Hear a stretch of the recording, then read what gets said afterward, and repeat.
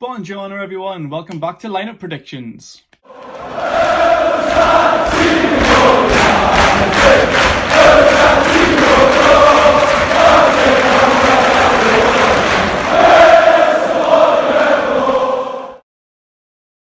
Welcome back to the Magpie Channel TV. Don't forget to subscribe if you're new and hit that like button. It does go a long way and we appreciate it a lot.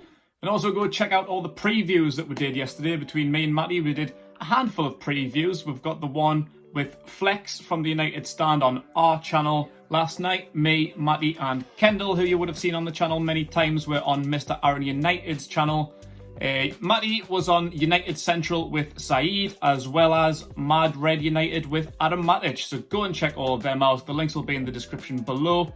But as you may have guessed, Man United at home tomorrow night, 8 PM kickoff, live on Sky Sports box office. £15 if you're feeling generous, but alternatively, you could stream it. There'll be plenty out there. You just need to look it up. Google Man United Newcastle stream, easily found. And you can pay 10, 15, £5, £2, whatever you like, to Newcastle Food Bank.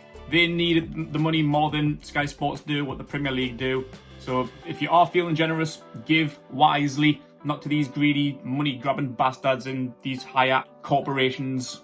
So yeah, Man United tomorrow. We mentioned in them previews that were filmed yesterday that this is a good time. And if you do watch them back, I think the Man United fans sound a little bit scared because they are having a meltdown. Their last game was the 6-1 defeat to Tottenham. I think they're about 16th or 17th in the league at the minute.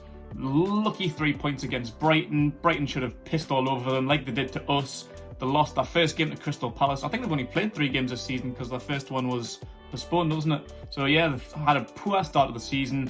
Harry Maguire's in pure meltdown. He's been horrendous this season, as well as a stupid red card he got against England, for England the other day. I don't know what's going on with Harry Maguire. I don't know if it's the Greek prison scandal that's rotting his mind at the minute. I don't know, but whatever it is, it's a great time to go in against Man United. Martial is out suspended, so they're a striker down after his red card against Tottenham. Still hasn't been rescinded. I thought it would have been, but it wasn't. Edison Cavani won't make his debut. He's quarantining, as did we think Bruno Fernandes would be. Penandes, as the United fans are calling him now, because you know he'll score a fucking penalty. I can put my money on it. People thought he might have been quarantining after playing international football with Cristiano Ronaldo, who has coronavirus. But supposedly he's not. He's been in training and apparently he is eligible to play. Could be a debut for Alex Telles, the new left back. So we don't know what kind of team Man United are going to put out. The fans on the preview weren't really entirely sure. They were putting their predictions in, what they would like to see, but really, they don't know. Maybe we might get to play against Jesse Lingard, Dan James, someone like that. So, Newcastle, what's going on there? It's all good. From what Brucey was saying this morning, everyone's fit as far as we're aware. Everyone should be good. It's a full-strength team here or there, minus Dubravka, Gale and Richie. But other than that, everyone's fine. Jamal Lewis, he was a bit of a doubt. He picked up an Achilles injury for Northern Ireland and sat out the last game, but apparently that was pre-planned. Newcastle said, well, not the injury, missing the game. Apparently Newcastle agreed with Northern Ireland that he would miss out that last game. The Achilles injury isn't serious. He's back in training with Newcastle now and supposedly ready to go for the game. Jamal Lascelles as well, he was another doubt. He picked up an injury, but he's been back in training. I don't think Brucey mentioned him in the press conference, but we think he's good to go. Matty Longstaff, the United Slayer, as well as Paul Dummett and Kieran Clark, long-term absentees for the club. They're back in training now. Matty's been back for 10 days, but Brucey says that all 3 of them are lined up to play on Monday night for the under-23s in an under-23 league game against Fulham. So that tells me that they're not going to be involved in this game. They're not quite ready for a Premier League game yet. They'll be looking to play 60-plus minutes in the under-23s on Monday. So one of them may get a spot on the bench if we need them, but with a full-strength team, supposedly, we're probably not going to. Might be a good idea not to risk them if everyone else is fit. Sean Longstaff is a minor doubt, but he's meant to be okay as well. He's missed training this week, but yeah, he's set to be okay as well. Ryan Fraser, who has been struggling for form for match fitness after not playing a game in the Premier League since March, I think it was, before lockdown with Bournemouth. He's come in this season and he's shown glimpses. He's looked good, but the match sharpness just still isn't there. 90 minutes, it's not going to happen.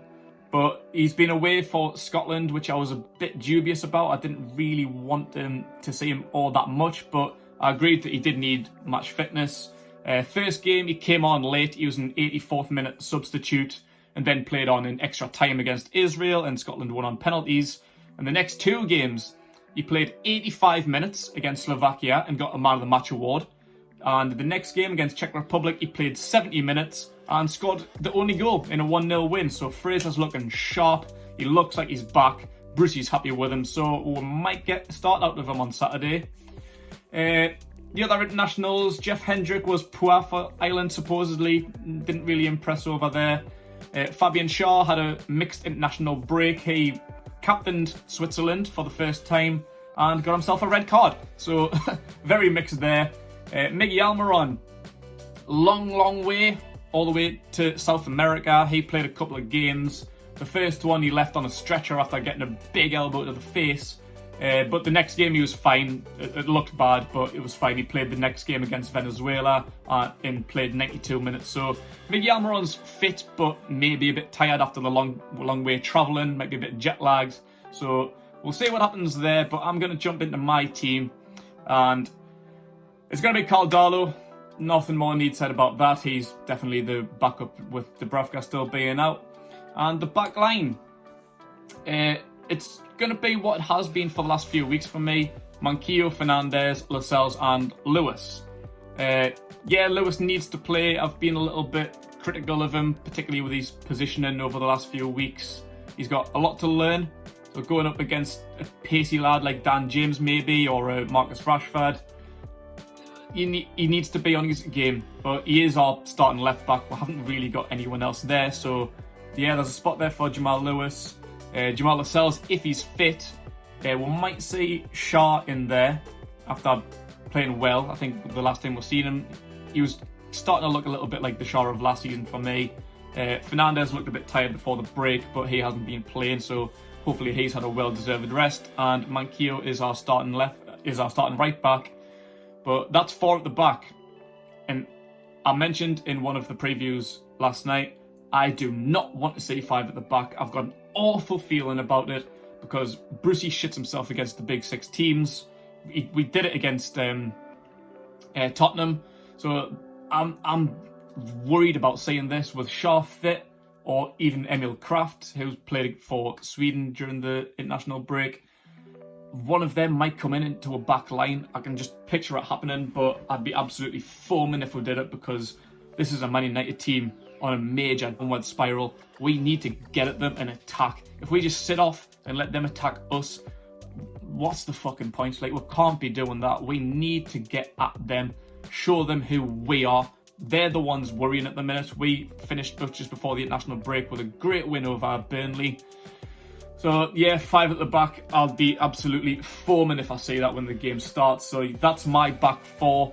Potentially Shaw in there for Fernandez. I think that's maybe one I might do, but yeah, Fernandez, I think, deserves his spot. The midfield 2 of John Joe Shelvey and Isaac Hayden. I think they're the best 2 that we'll possibly have. Jeff Hendricks been starting most of the games lately, but I think he's been poor since his debut. Incredible debut, a goal and an assist against West Ham. But since then, he hasn't really impressed, and apparently he didn't impress Ireland in their games either. So I think it's time for Jeff Hendricks to be benched. Now we've got a few more fit and firing.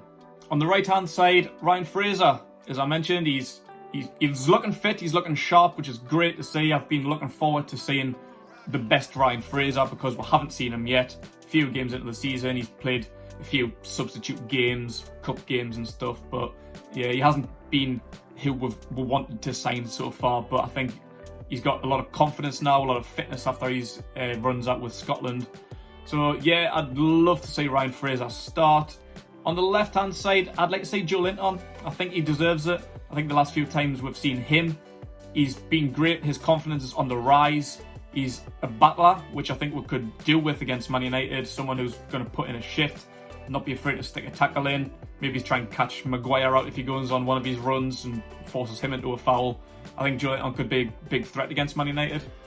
And in the middle, not that he started here many times before, but I'd like to see Saint-Maximin start down the middle. That's where he played for most of the game against Burnley, and he was brilliant. A goal and an assist for him, man of the match. And he says afterwards he prefers playing there. I remember when we first signed him, the interview he did with NUFC TV, he says, like, I like playing down the middle. Like, he likes being out wide because he can run for days, but he likes being down the middle because he sees more of the ball and he can get more involved in the game. And I think he would be more beneficial there. Like with Joelinton out on the left, Maxi can just run down the middle, run at Maguire, Lindelof, Bailly, whoever's going to play, and just frighten them, because I think they will. Like, they'll force a foul out of Saint-Maximin if they can't deal with them, and we can win a penalty. I know that's United style of play, winning penalties, but I think Saint-Maximin could be more of a danger running down the middle with Wilson up front, of course. And we can change that up during the game. Joelinton or Saint-Maximin can go up front with Wilson. If Joelinton comes into the middle, Maxi can drift out wide onto the left and have a run at Wan-Bissaka, who's in poor form. I think that's a very, very good team. Of course, it's leaving out Miggy Almiron, who, as I say, he took a couple of knocks during the international break. He probably had the furthest flights out of anyone, going all the way to South America. His performances this season have been a little bit hit and miss. He's been dropped a couple of times by Brucey. I don't think it's dropping. I wouldn't say I'm dropping him. I just think it's giving him more time. I think he'd be a good impact sub. Like Ryan Fraser, for example. If Fraser can't last, that's fine. If he lasts 60, 70 minutes, bring Miggy on for his pace and creativity and run at Man United's tired legs. I think that's a better option to have, having Miggy coming on off the bench. So I'll show you my bench there then, and of course I've got Mark Gillespie, Emil Kraft and Fabian Schär. Hopefully they're not playing in the back five. Sean Longstaff, if he's fit. If not, I'm not really sure who else can go there. Maybe Jacob Murphy. I think he's maybe the only one really left out there. Jeff Hendrick, Miggy Almiron and Andy Carroll as the striking option. The United fans last night were saying that they're scared of Carroll. He can be a big threat against a shaky Man United backline as well. Harry Maguire, if he comes in, bullies them, throws elbows, they'll back off.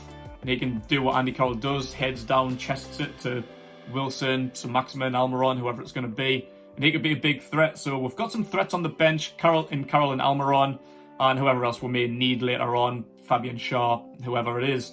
So I think that's a pretty good team. And as I say, no fucking five at the back, Brucey. I think that's the best team to go with. Maybe bring Almiron in for either Fraser or Joelinton, but I think they both deserve a start.